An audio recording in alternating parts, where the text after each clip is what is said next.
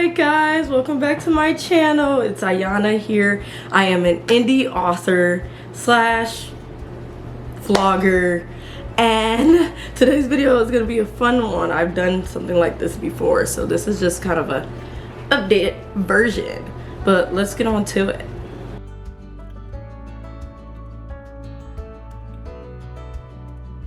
As you can see here, I'm gonna be telling you guys why you should read my book, Project Protection.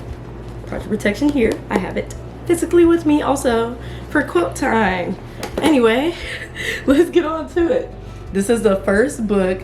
Wait. Rewind. Okay. Project Protection is the first book of my 5-book series that I'm trying to publish by 2026. Technically January 2026, because that's when the last one comes out. But this one is currently out right now. It's been out since October. It's the first book. It follows my main character Amelie, and it is a dual point of view book. Yeah, so that is pretty much it. And here, folks, is the blurb. I shall read it to you. Let's go. Alright. Gun for hire Amelie Mills is as good a shot as she is reckless. When she takes one too many risks during an important mission, she's reassigned to the company's protection program. Project Protection. Her first client is world-renowned CEO and chronic womanizer Eric Lee. An attack on Eric's father during a social event causes Eric to realize his family is in far more danger than he ever imagined. To make things worse, his mother's relentless desire to marry Eric off throws his personal life off balance as well. Okay, here's the okay. Here's the rest. After proving her usefulness by saving Eric's life, Amelie is given a bizarre task by her new client: pretend to be Eric's lover. Though reluctant to play the role of the doting girlfriend, Amelie begins receiving strange anonymous letters that may lead her to Eric's attackers and get her out of this humiliating faux relationship. That's the blurb. Doesn't it sound exciting? I had so much fun writing this book and reading it a million times. I know this thing front to back at this point since it's been out. But yeah, it's a very fun. It has the fake dating trope, the bodyguard trope. It has a little one bed scene. It's a lot of fun stuff in there. It has a little bit of the mini cliches that you know, a fake dating romance would have. But it also has a little twist, because I like writing romance with a little bit of suspense, a little bit of action. So this is a romantic suspense book. So it has a little bit of action. If you could tell by the blurb that there's someone out to kill Eric and he's in danger, and my girl Amelie is the bodyguard. So I did do a little switch on the play of the bodyguard being a woman. I don't see that often. There was this one book by Catherine Center, I think was her name. She did a bodyguard romance. That one was more like a famous actor kind of thing. But it was pretty good and I liked it. But I wanted to see more bodyguard romances where the bodyguard is a lady. So I decided to write it myself. And then, you know, I wanted my main character to be black like me, look like me. And yeah. So that's pretty much it. So let's get on to the tropes. Like I already said, we have the one bed trope. There's a sweet little scene. My character Amelie deals with nightmares because she's been through a traumatic event when she was younger. So she has a lot of nightmares from the PTSD, things like that. So there's a cute little scene. I won't spoil too much, but she has one of those nightmares and Eric is there to comfort her. So that's a fun little scene for that one bed trope. As I said, the other trope is the bodyguard romance.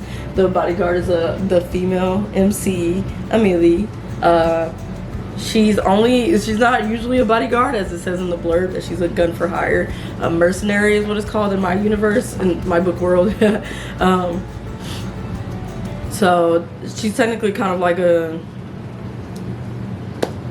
assassin of some sorts, but like for the government. Yeah.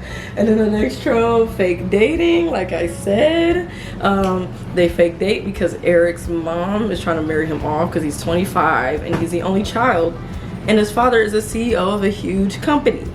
So his mom is very traditional. She thinks he needs to be married to prove that he can, you know, take care of this company, because if he can take care of a wife and a family, then he can definitely take care of the company, as so she thinks.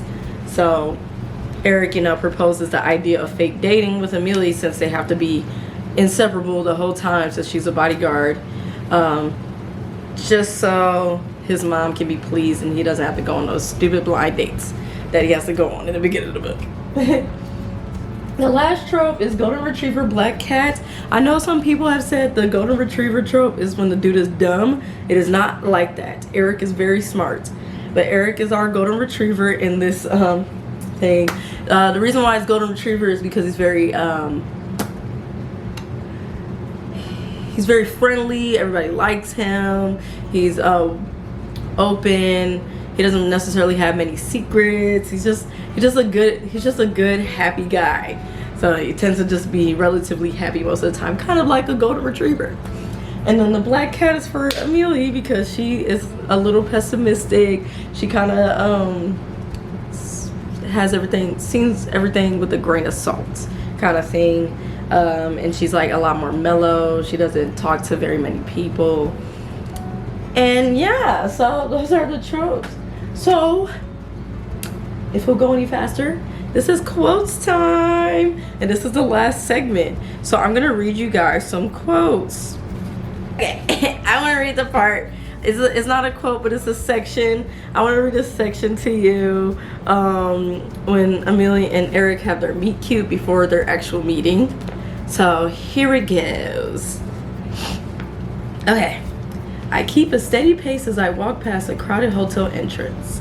Paparazzi and loud women are screaming about some guy spending the night there. They're bothering the bellboy at the doors about where the guy is.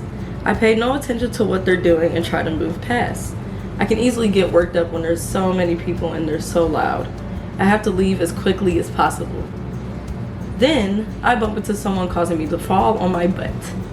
I must have been distracted by the crowd. I look up to see a man in sunglasses and a black beanie that matches medium-length black hair. The sun beams in my eyes as I squint up at him. "My apologies, are you okay?" he says, holding out his hand for me to take. He helps me up with one quick pull. "You should watch where you're going," I say, dusting myself off. He's wearing dark clothes and glancing around like he's hiding from someone. "Let me make it up to you," he says. I shake my head. "There's no need, I'm in a rush." I try to walk around him, but he moves over to block my way.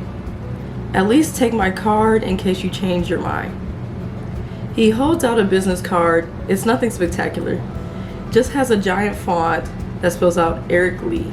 The turquoise background gives it some personality. Most business cards don't have much color. Fine. I take it and shove it in my bag as I walk away from him in the nearby crowd. And that was a scene. That was a little meet cute. I also have the same meet cute in Eric's point of view, but I'm not gonna read that to you guys. I want to read another like quotes. And here's a little quote. This is introducing Eric and his father on Amelie's file. Just pretty much about them. It's kind of not really the interesting quote, but it's just to get to know them a little bit. And the company that I said he works for. So we have Richard Lee, is one of the wealthiest men in London. He's the CEO of Prophecy Electronics.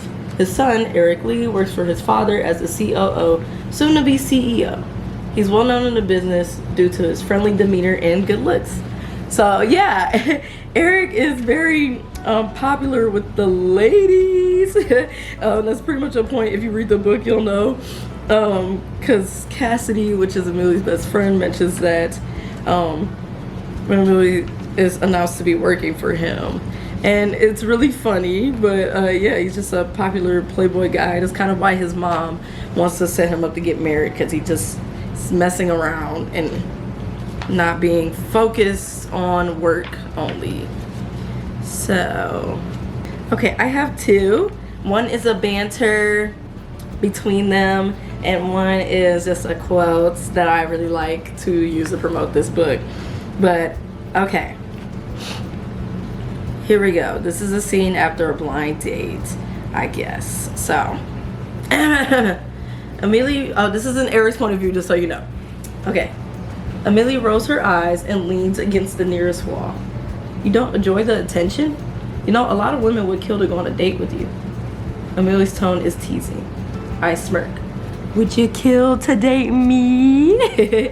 But yeah, that was just pretty much him teasing her. I just like that little section. You could tell I annotated it and made it a little fun. But yeah. And then one last quote that I'm pretty sure if you guys been on my Instagram have seen before is, if I have any kind of feelings other than friendship for Eric, I need to ignore them at all costs. And it's just, that one's so zesty. Zesty's not the word. But yeah, that one's so, you know, it's teasing the fake dating thing and her almost falling for him. Almost there. And yeah, those are the quotes. And that is pretty much it. See, I have my slideshow. Let's go back to the main screen.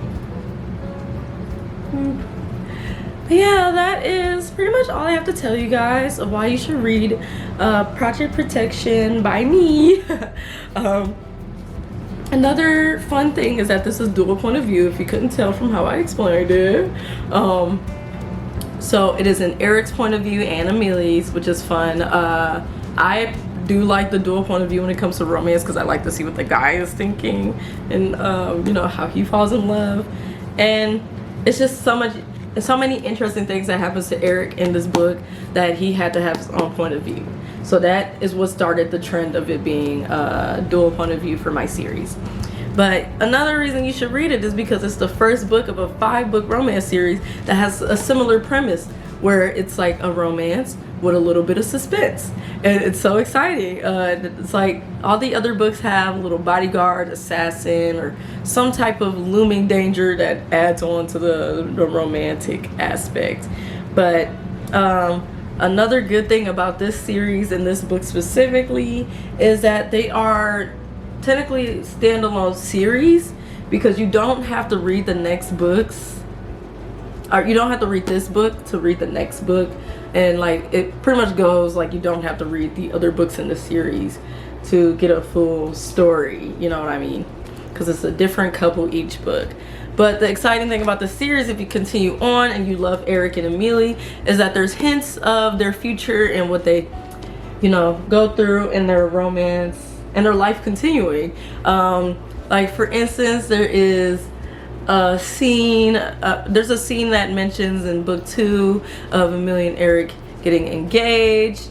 Book 3 has their it continues their engagement. They're engaged all the way through book 3, and then book 4 has their wedding scene in there. And the end of book 5 has a mini surprise I won't tell you, because I want to save that for book 5, which will be out January 14th, 2026. So if you guys want to stick along and read this entire series, I'm so excited for you guys to read every single one of these books. But for now, you guys should read Project Protection by me. It's available, linked in my description, I'm pretty sure. And yeah. Okay guys, thank you for watching this video today.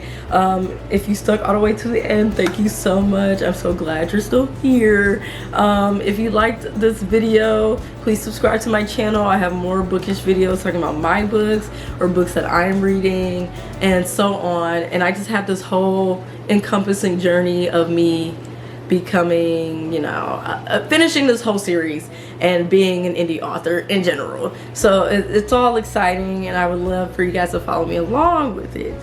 Also, if you guys are interested in hearing more about my book or anything else, comment below what you'd like to see from me, and I will see you guys in the next video.